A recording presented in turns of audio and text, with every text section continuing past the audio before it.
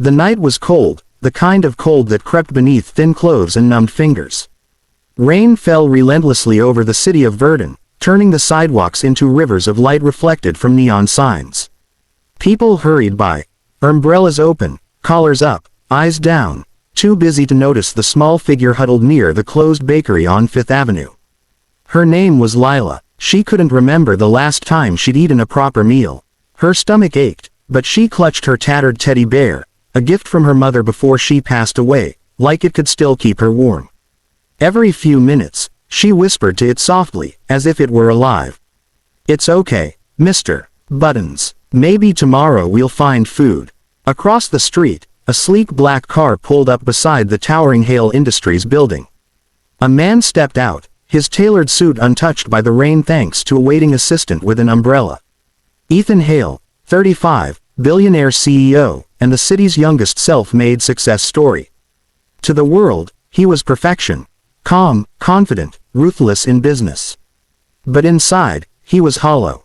Tonight, he was supposed to meet a group of investors at a private restaurant, another night of polite smiles and empty conversation. His assistant handed him a folder and a reminder of his schedule. Ethan nodded absently and adjusted his coat, unaware that his wallet slipped from his pocket and fell into a puddle behind him. Minutes later, when the limousine drove away, Lila saw the wallet glint faintly under a streetlight. She crawled over and picked it up with trembling hands. The leather was smooth, expensive. Inside were shiny cards, crisp bills, more money than she had ever seen. For a long moment, she just stared at it. Her stomach twisted. The smell of freshly baked bread from the bakery still lingered even though the shop was closed. She could buy food. She could sleep in a motel. She could be warm tonight. But then she heard her mother's voice again, gentle but firm. "Greater than, even if we have nothing, Lila, you must never take what isn't yours." Good hearts shine brightest in the dark. Tears filled her eyes. She closed the wallet and pressed it to her chest. Looking across the street, she saw the man who dropped it, Ethan, walking into the building, his reflection gleaming in the glass doors. Gathering her courage, she stood and ran. Cars honked, water splashed over her bare feet, but she didn't stop until she reached the entrance. "Sir, excuse me," she called, breathless. The guard moved to block her path. "Hey, kid, this isn't a place to beg," he said sharply. "I'm not begging," she cried. "Please." He dropped this. "It's his." She held up the wallet with both hands, her voice shaking. The commotion caught Ethan's attention. He turned, irritated at first, until he saw her. A small girl, drenched in rainwater, clothes clinging to her tiny frame, clutching his wallet like a lifeline. Her lips were pale, her eyes wide but honest. He approached slowly. "That's mine." "Yes, sir," she whispered. "You dropped it when you got out of your car." "I didn't take anything, I promise." Ethan glanced at the guard, who looked embarrassed now, then back at the girl. Something in her voice, its trembling sincerity, made his chest tighten. He crouched to meet her eye level, water dripping from his hair. "What's your name?" he asked softly. "Lila," she replied. Her voice was small, but steady. He noticed her trembling hands, the threadbare shoes, the way she kept glancing down as if afraid he'd yell. "Lila," he repeated, "are you alone out here?" She nodded once. "Since my mommy got sick." He felt a strange heaviness in his chest. For years, he had avoided emotions. After losing his own family too young, he'd buried himself in work. But now, looking at this fragile girl who could have stolen from him but didn't, he couldn't walk away. "Have you eaten tonight?" he asked quietly. Lila shook her head. "No, sir, but I'm okay." Something broke inside him then. "Come with me," he said gently, offering his hand. "Let's get you something warm to eat." Her eyes widened. "Really, really," he said with a small smile. They walked together through the rain to a small 24-hour diner around the corner. The smell of soup and coffee filled the air. Lila sat at the booth, shyly clutching her teddy bear, while Ethan ordered a meal for her, pancakes, soup, and a cup of hot chocolate with extra cream. She ate slowly, savoring every bite as if afraid it might disappear. Ethan watched in silence, feeling something stir deep inside him, something human, something tender. Between spoonfuls, she whispered, "Thank you, Mr. Ethan smiled faintly. You did the right thing, Lila. Not everyone would've. The following morning, Ethan Hale sat in his corner office on the 42nd floor of Hale Industries, surrounded by the familiar hum of wealth and ambition, stock reports, glass walls, coffee steam, and the faint sound of typing. But none of it felt the same. He was supposed to be preparing for a meeting worth millions, yet his mind kept drifting back to the image of Lila, sitting across from him in that small diner, her tiny hands wrapped around a steaming cup of hot chocolate like it was the most precious thing in the world. He'd driven her back to the alley she called home, that night, against every instinct screaming not to. But when she insisted she couldn't leave her teddy bear's spot, because that was where her mom used to sing to her, his heart cracked. She had smiled before he left. Thank you for dinner, mister.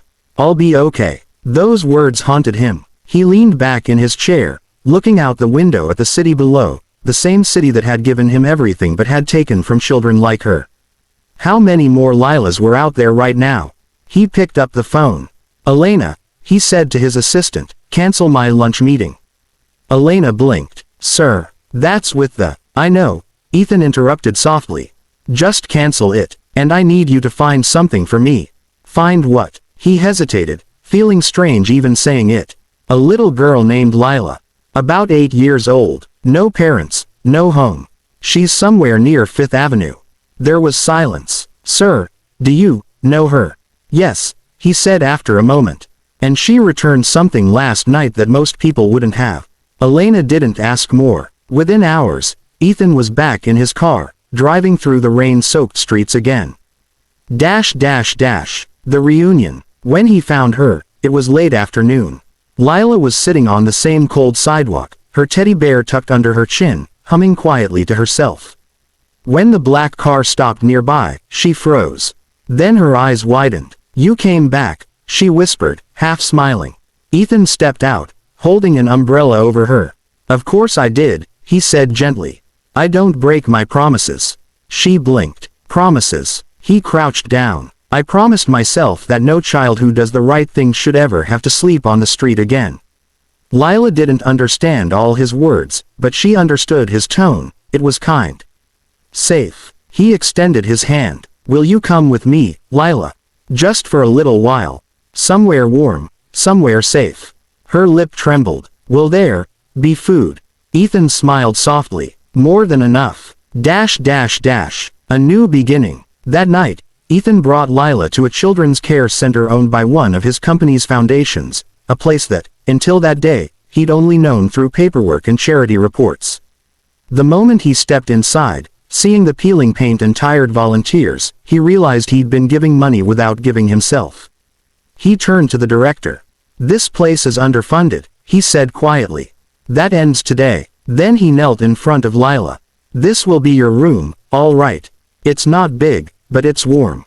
And you can decorate it however you want. Lila looked around. Her own bed, a soft blanket, a teddy bear shelf. She clutched Mr. Buttons and whispered, it's perfect. When she turned back, Ethan was smiling for the first time in years. From that day on, Ethan visited her every week. At first, she was shy, drawing quietly while he worked beside her.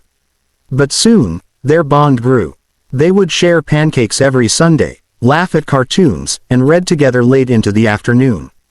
He began learning things about her, the way she always gave her dessert to other kids, the way she whispered to plants as if they were her friends. And she began learning things about him, that he hated being called sir, that he missed his parents, and that he didn't know how to smile properly until she taught him. The speech that changed everything. Months later, Hale Industries held a grand charity event to celebrate its new initiative, Project Bright Tomorrow, a program providing homes and education for homeless children. Cameras flashed, reporters gathered, and businessmen praised Ethan's generosity. But when Ethan took the stage, he didn't speak first. He handed the microphone to a small girl in a white dress. Lila. She looked nervous, holding her teddy bear in one hand, but Ethan's encouraging nod gave her courage. I used to live on the street, she said softly. I didn't have food, or friends, or anyone to talk to. Then one day, I found a wallet. It had so much money that I could have eaten for weeks, but my mommy always told me to be honest. So I gave it back. Her voice trembled, but she smiled. The man I gave it to didn't just thank me. He gave me food, a bed, and a chance. He changed my life. And now, he helps other kids like me. The audience was silent. Even the reporters put their cameras down. Tears shone in many eyes. From the back of the stage, Ethan wiped his own. When Lila turned toward him, she smiled brightly. He told me doing good makes the world good again. And I think he was right. The applause that followed wasn't just for the CEO, it was for the man who rediscovered his heart because of a little girl's honesty. Epilogue. Years later, Lila would grow into a kind, brilliant young woman, one who led Hale Foundation's children's programs herself. And Ethan, though older and slower, still visited her office every Friday with her favorite pancakes. Whenever people asked about the moment his life changed, he would simply say, "Greater than, it started the night a little girl looked up at me in the rain and said, 'You dropped this.'" And everyone who heard the story knew, it wasn't the wallet he'd lost. It was his heart. She looked up at him, a small, pure smile breaking through her exhaustion. "My mom said, if I do good things, maybe the world will be good back one day." Ethan's throat tightened. He didn't know it yet, but that night, the night a homeless little girl returned his wallet, was about to change not just his life, but his heart forever.